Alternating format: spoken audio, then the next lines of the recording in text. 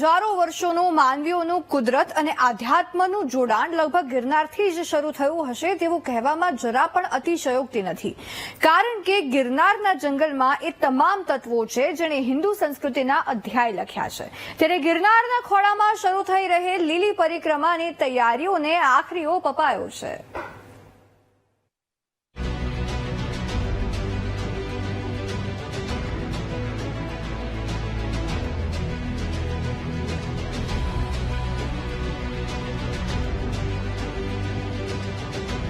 હિમાલયના નિર્માણના કરોડો વર્ષો પહેલેથી અડીખમ છે ગિરનાર પર્વત, જેની આસપાસ રાજાઓના મહેલો બન્યા, એશિયાટિક સિંહને ઘર મળ્યું. ગિરનારના જંગલોને દુર્લભ વનસ્પતિઓ આરોગનાર ગીરની ગાયનું દવા સમાન દૂધ પણ ગિરનારની દેન છે. ત્યારે ગિરનાર પર્વતની કુદરતની આ કરામતને હજારો વર્ષોથી સનાતન સંસ્કૃતિ પૂજી રહી છે અને બદલામાં ગિરનારે સનાતન સંસ્કૃતિને સિંચી છે. તેવામાં દિવાળી બાદ શરૂ થતી ગિરનારની લીલી પરિક્રમામાં ભાગ લેવા ગુજરાત અને દેશભરથી યાત્રિકો, પ્રકૃતિ પ્રેમીઓ અને આસ્થાળુઓ ગિરનાર પહોંચી રહ્યા છે. પુણ્યનું ભાથું એકત્ર કરવાનો લ્હાવો, લાખો શ્રદ્ધાળુઓ અને પ્રકૃતિ પ્રેમીઓ પહોંચી રહ્યા છે ગિરનાર. લીલી પરિક્રમાની તડામાર તૈયારીઓ, વન વિભાગ સાથે વહીવટી તંત્ર થયું સજ્જ. 12 થી 15 નવેમ્બર વચ્ચે યોજાનાર લીલી પરિક્રમા માટે આવતા લાખો શ્રદ્ધાળુઓ માટે ગિરનારમાં સેવાભાવી સંસ્થાઓ સાથે સલામતી અને વ્યવસ્થા તંત્ર પણ સજ્જ બન્યું છે. ત્યારે આવો તમને સંભળાવીએ રાજ્યના ખૂણે ખૂણેથી આવેલા યાત્રિકો અને સેવાભાવી સંસ્થાઓ શું કહે છે.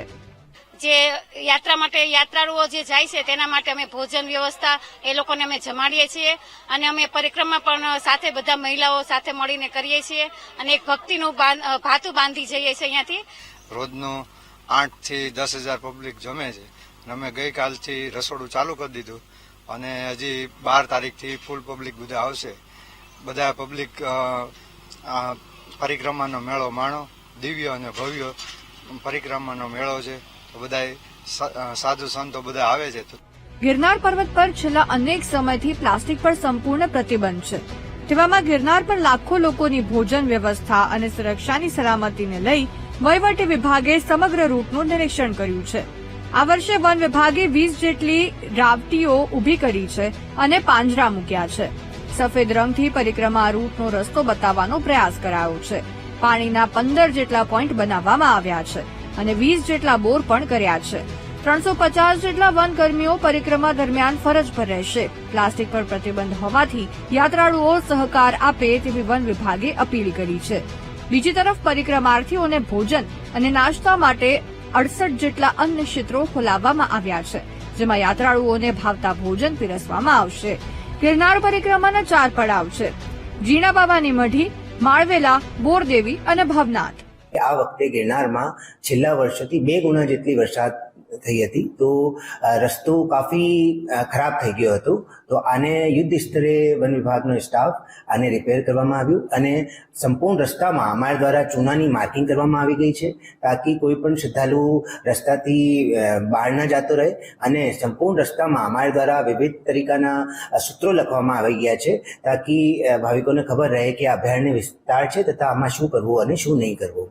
દિવાળી બાદ ગુલાબી ઠંડીમાં શરૂ થતી લીલી પરિક્રમા પ્રકૃતિ સાથે આધ્યાત્મનો આહલાદક અનુભવ આપે છે. 36 કિલોમીટરની આ યાત્રાનો અનુભવ દરેક માટે અલગ અલગ રહે છે, પણ એક વખત લીલી પરિક્રમા કરનારને જીવનભર લીલી પરિક્રમા યાદ રહે છે, તેમાં કોઈ બેમત નથી. જો તમે પુણ્ય, સ્વાસ્થ્ય અને પ્રકૃતિનો આહલાદક અનુભવ લેવા માંગો છો તો પહોંચી જાઓ Girnar. Bureau report, VTV news. જીવનમાં સાચે જ એકવાર તો લીલી પરિક્રમા કરવાનો લાવો લેવો જ જોઈએ. ગિરનારનું કુદરતી સૌંદર્ય અને આધ્યાત્મિકતા, ગુલાબી ઠંડીમાં ભક્તિમય માહોલમાં પુણ્યનું ભાથું બાંધવાની તક જરૂરથી લેવી જ જોઈએ.